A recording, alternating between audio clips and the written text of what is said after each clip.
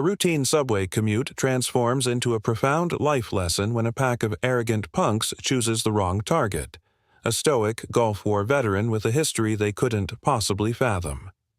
The train let out a sharp hiss as it pulled into the 42nd Street station, the heavy sliding doors screeching open with a metallic groan.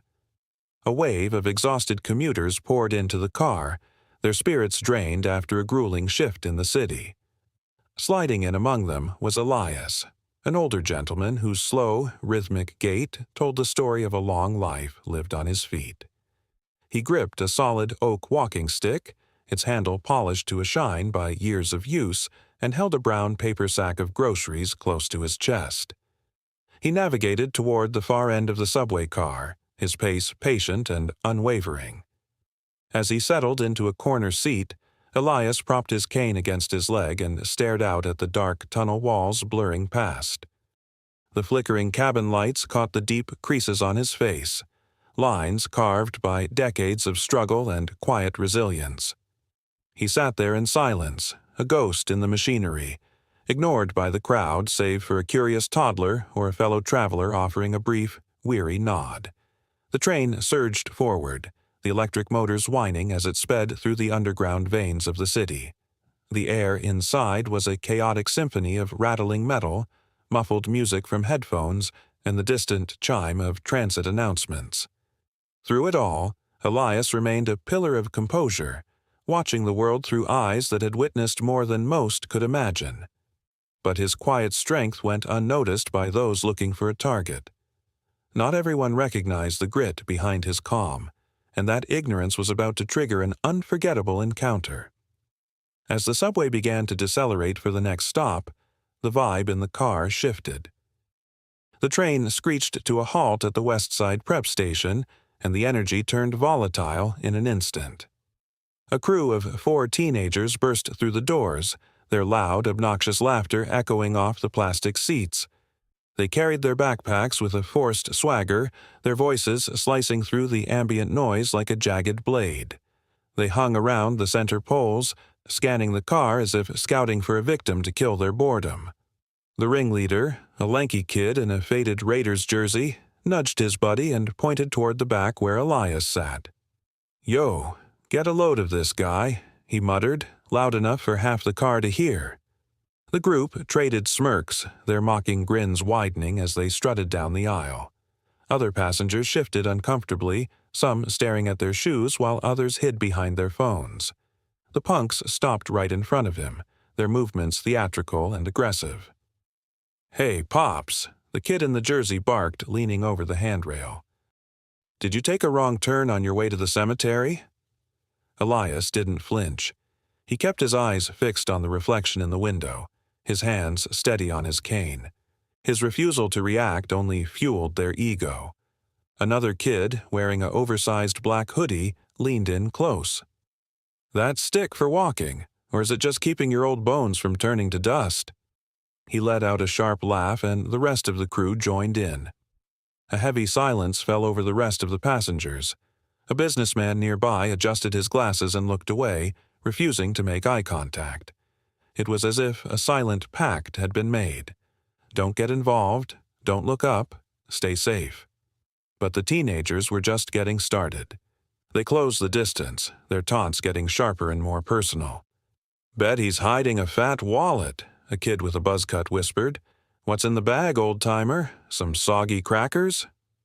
Just as the harassment hit a breaking point, Elias moved. He slowly tilted his chin up, his expression as smooth as glass.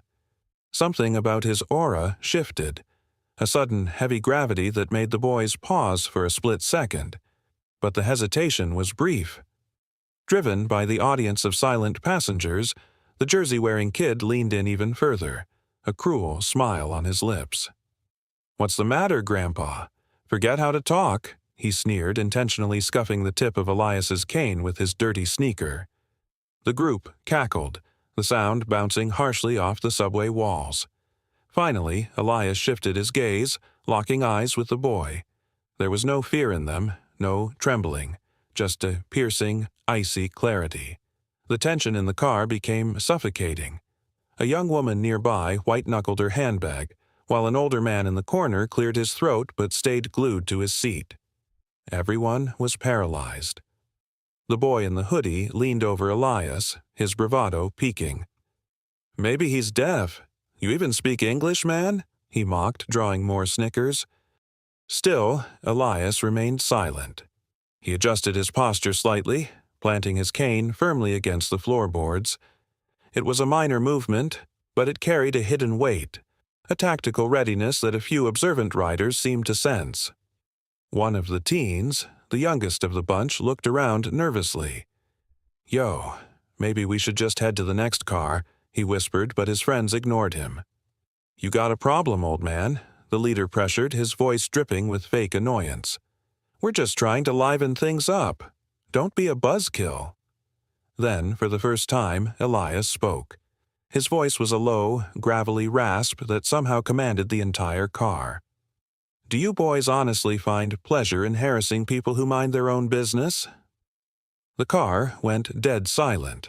The sudden authority in his tone caught the bullies off guard. It wasn't a plea or a shout. It was a cold, direct question that demanded a response. "Who cares what you think?" the hoodie kid snapped back, trying to reclaim his dominance. Elias tilted his head, his stare never wavering. "I ask," he said calmly, "because I've seen kids exactly like you before. Different decade, different uniform. But they weren't laughing nearly as loud once they learned what real terror actually feels like." The atmosphere turned cold.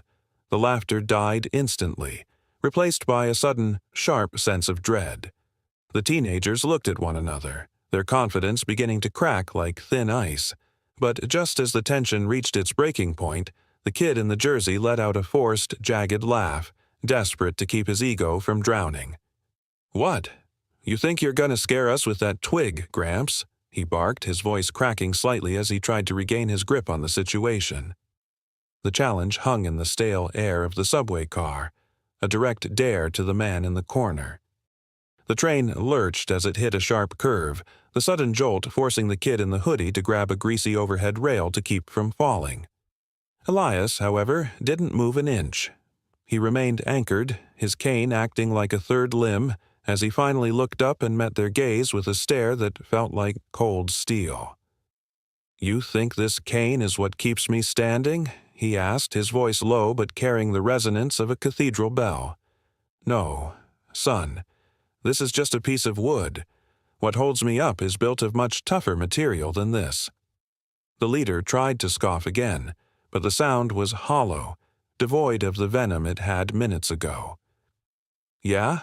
Like what?" he challenged, though the slight tremor in his hand betrayed him.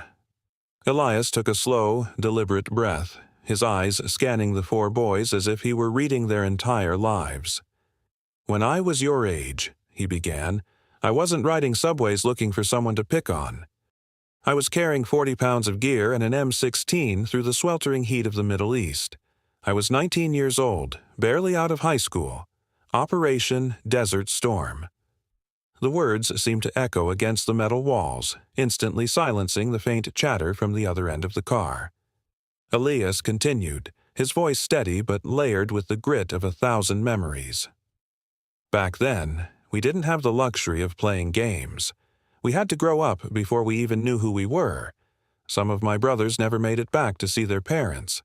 And the ones who did—" He paused, his weathered knuckles whitening as he gripped the oak handle. "We brought back more than just our bags. We brought back shadows, scars you can see, and plenty more that stay buried under the skin." The smallest kid in the group shifted his weight, his eyes suddenly glued to the floor. Even the kid in the hoodie lost his smirk, his bravado evaporating like mist. "Let me tell you something about real fear," Elias said, leaning forward until he was inches from the leader's face. "Fear isn't being made fun of on a train. Fear is sitting in a foxhole at 3 a.m, listening for the sound of a wire being cut, knowing that if you blink, it's over. It's watching a friend, someone you grew up with, fall in the sand and knowing you have to keep moving." His voice shook for a fraction of a second before regaining its iron strength. "And do you know what else I brought home with me?" he added, locking eyes with the kid in the jersey. "Discipline. honor, and the realization that true strength isn't about how loud you can shout or how much you can bully someone. It's about having the power to do harm, but the wisdom to stay your hand. It's knowing when to stand your ground and when to sit in peace. The entire car was mesmerized. A woman nearby wiped a tear from her cheek. A businessman stared out into the dark tunnel, his phone forgotten in his hand. The atmosphere was thick, heavy with a respect that hadn't been there before. We didn't mean anything by it, sir," the kid in the hoodie mumbled. His voice was barely a whisper, the arrogance completely gone, replaced by genuine regret. Elias gave a sharp, single nod, his expression softening just a fraction. "I know you didn't, but words are like bullets, son. Once you let them fly, you can't take them back, and you never know the weight of the burden someone else is carrying." Before any of the teens could find the words to respond, the train began to slow down, the brakes screaming as they approached the next station. Elias leaned back, resting his cane against his knee once more. The silence that followed wasn't awkward. It was reflective, the kind of silence that forces a person to look inward. The doors hissed open at 72nd Street, but no one moved. The teenagers stood frozen in the aisle, their swagger replaced by a visible, humbling discomfort. The other passengers, who had been silent bystanders, now looked at Elias with a mix of reverence and a hint of shame for not speaking up sooner. The leader, the one who had started it all, stared down at his sneakers.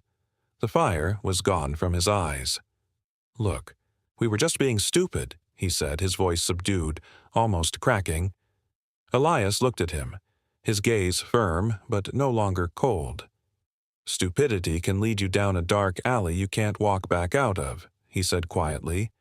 "I've seen it happen to better men than me, too many times." The boy in the hoodie spoke up next, his voice trembling.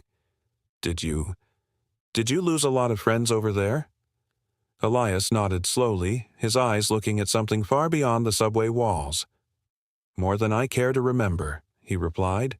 "Good men, brave kids. And the tragedy wasn't just losing them there. It was the ones who came home, but could never truly leave the desert behind. You'd be surprised how quickly toughness crumbles when it's tested by the wrong fire." Elias's words hung in the stale subway air, heavy and undeniable. Even the youngest of the crew, who hadn't said a word until now, finally found his voice. "We didn't mean to, disrespect your service, sir," he stammered, his voice barely audible over the hum of the tracks. Elias gave a slow, rhythmic nod, the deep lines on his face softening just a fraction. "Disrespect isn't just about the words you spit out," he said, clearing his throat. "It's in the way you carry yourself through this world. It's in the space you take up. Remember that." For a heartbeat, the entire subway car felt suspended in a vacuum, every passenger holding their breath as the gravity of the moment settled.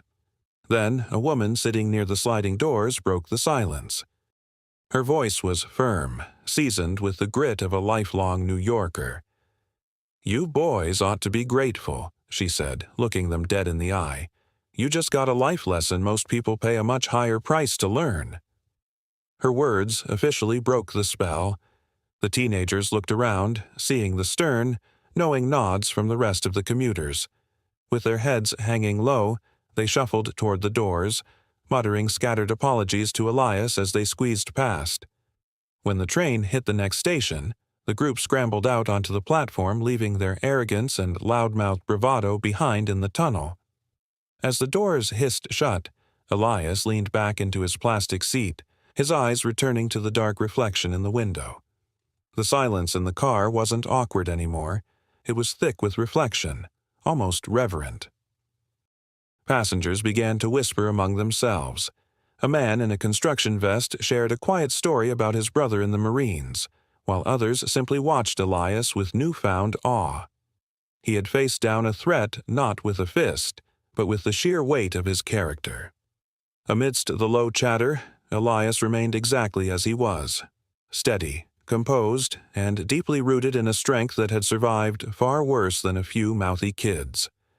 As the train hurtled toward the end of the line, the entire vibe of the commute had flipped. Where there had been tension and look-away apathy, there was now a sense of shared humanity. A young woman sitting across from him finally leaned forward. "Thank you," she whispered, "for everything, for what you did back then, and for what you did just now." Her voice spoke for everyone too shy to say it. Elias offered a small, tired smile, restrained but kind. "I did what the situation called for," he replied. "That's all any of us can do. But the real question is what you do tomorrow, with the life you've got and the opportunities in front of you." His words settled over the car like a heavy blanket, drawing everyone into their quiet, powerful truth. The young woman smiled back, then turned to watch the station lights flash by. As the train slowed at Broadway Lafayette, Elias gripped his oak cane and pulled himself to his feet. Instinctively, the crowd parted, making a clear path for him. He paused at the threshold of the doors, his gaze sweeping over the faces of the strangers he'd just shared a moment with. "Be good to one another," he said simply, his voice carrying the gentle authority of a man who knew the cost of conflict. "You never know what kind of war the person next to you is fighting." With that, he stepped onto the concrete platform. The subway doors slid shut behind him with a final metallic click. The passengers sat in a profound silence for a long moment before the motors whined back to life and the train pulled away into the dark. For the rest of that ride, the people in that car carried more than just their bags and phones. They carried a story, a raw reminder that true power is found in humility, and that respect is the only currency that matters. And maybe, just maybe, those kids walking up the station stairs would let that lesson settle in, changing the way they walked through the world from that day forward.